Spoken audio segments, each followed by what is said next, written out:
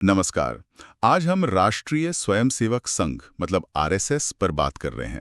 हमारे पास इससे जुड़े कई लेख हैं, कुछ रिसर्च पेपर्स, कुछ नोट्स भी हैं। तो कोशिश रहेगी कि एक पूरी तस्वीर सामने रख सकें।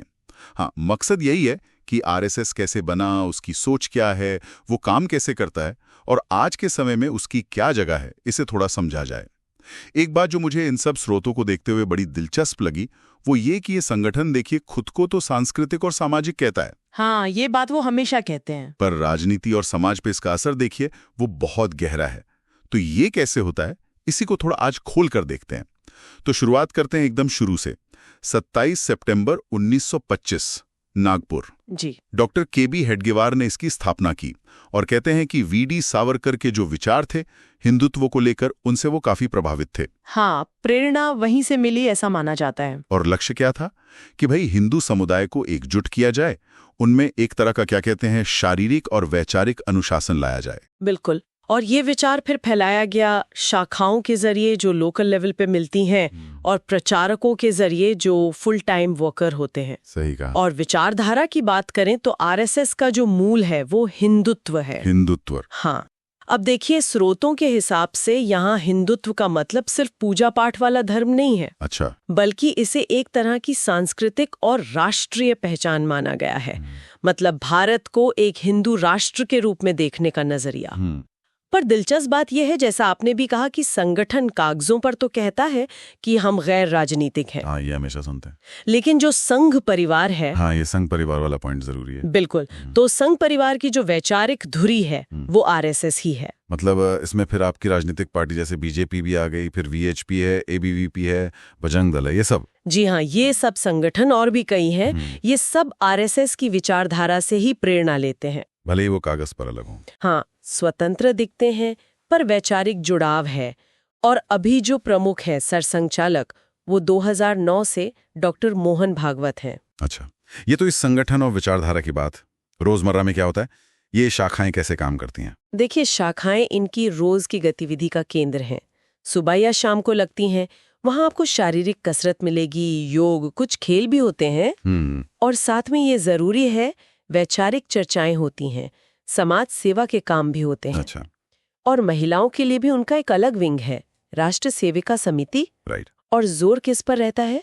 राष्ट्र सबसे पहले, अपनी संस्कृति पर गर्व, चरित्र निर्माण और सेवा, ये इनके मूल मंत्र हैं एक तरह से। और अभी हाल में क्योंकि 2025 में 100 साल पूरे हो रहे हैं। हाँ, शताब्दी वर्ष आ रहा है। तो एक पंच परिवर्तन का कॉन्सेप्ट भी आया है। 5 चीजें इसमें। जी, इसमें सामाजिक समरसता है, यानी ऊंच नीच भेद खत्म करना। कुटुंब प्रबोधन है, यानी परिवार पर ध्यान देना। पर्यावरण। हाँ, पर्यावरण की चिंता, स्वदेशी यानी आत्मनिर्भरता पर जोर, और नागरिक कर्तव्य, ये इनके अगले कुछ सालों का फोकस एरिया लगता है। बिल्कुल, ये भविष्य की दिशा दिखाता है। अब थोड़ा इतिहास देखें तो सूत्र बताते हैं कि आजादी की लड़ाई में आरएसएस की सीधी भूमिका शायद उतनी बड़ी नहीं थी, या कम से कम उस पर अलग अलग मत हैं। लेकिन 1947 में जब देश पलटा, वह बहुत मुश्किल समय था। उस वक्त शरणार्थियों की मदद के लिए इन्होंने काफी बड़े पैमाने पर काम किया था, राहत कार्य चलाए थे। लेकिन इतिहास में सिर्फ यही नहीं है, विवाद भी जुड़े रहे हैं। संगठन पर 3 बार बैन भी लगा है। हाँ, सही कहा। पहली बार 1948 में गांधी जी की हत्या के बाद। हाँ। फिर 1975 से 77 इमरजेंसी के दौरान, और तीसरी बार 1992 में बाबरी मस्जिद गिरने के बाद। अच्छा। हालांकि हर बार ये बैन हटा लिए गए, पर यह दिखाता है कि समय समय पर सत्ता के साथ और समाज के साथ इनके रिश्ते कैसे रहे हैं, काफी उतार चढ़ाव वाले, जैसा कई सूत्र बताते हैं। और आज की क्या स्थिति है? कुछ आंकड़े बताते हैं कि करीब 50 से 60 लाख सदस्य हैं और लगभग 73,000 शाखाएं। ये तो काफी बड़ा नेटवर्क हुआ। हाँ, बहुत बड़ा नेटवर्क है और प्रभाव भी काफी है, समाज में भी, राजनीति में भी। लेकिन इसके साथ ही आलोचनाएं भी जबरदस्त हैं। हाँ, वो भी जानना जरूरी है। बिल्कुल। कई आलोचक हैं, जैसा कि हमारे स्रोतों में भी दर्ज हैं, वो आरएसएस पर हिंदुत्व की विचारधारा को बहुत आक्रामक तरीके से बढ़ाने का आरोप लगाते हैं। बहुसंख्यकवाद को बढ़ावा देने का आरोप है और कई बार सांप्रदायिक तनावों में भूमिका निभाने का भी आरोप लगता रहा है।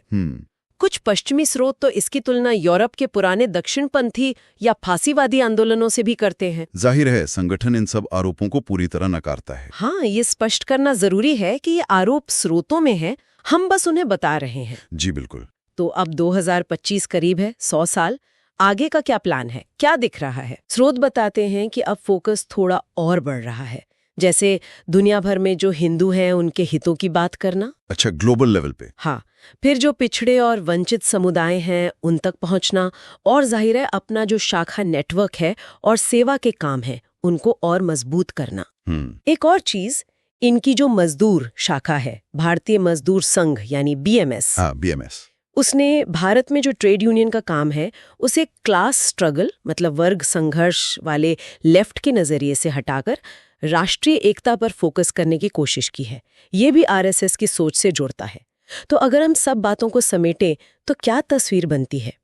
एक संगठन जो 1925 में हिंदू राष्ट्रवाद के विचार से शुरू हुआ, हिंदुत्व इसकी मुख्य सोच है, ये संघ परिवार की नींव है जिसके बहुत से संगठन हैं, समाज सेवा के काफी काम है, लेकिन साथ ही बहुसंख्यकवाद और सांप्रदायिक पक्षपात के गंभीर आरोप भी इसके साथ जुड़े हुए हैं। ये सब हमें अपने स्रोतों से पता चलता है। सच में काफी जटिल कहानी है। तो इस पूरी बातचीत के बाद एक सवाल शायद सोचने के लिए बनता है जी कि एक संगठन जो खुद को मुख्य रूप से सांस्कृतिक कहता है, उसका इतना गहरा और इतना फैला हुआ राजनीतिक और सामाजिक असर ये भारत के लोकतंत्र और समाज के भविष्य को आखिर किस तरफ ले जा सकता है? ये वाकई एक बड़ा सवाल है। इस पर शायद सोचते रहना होगा। इसका जवाब शायद वक्त ही देगा।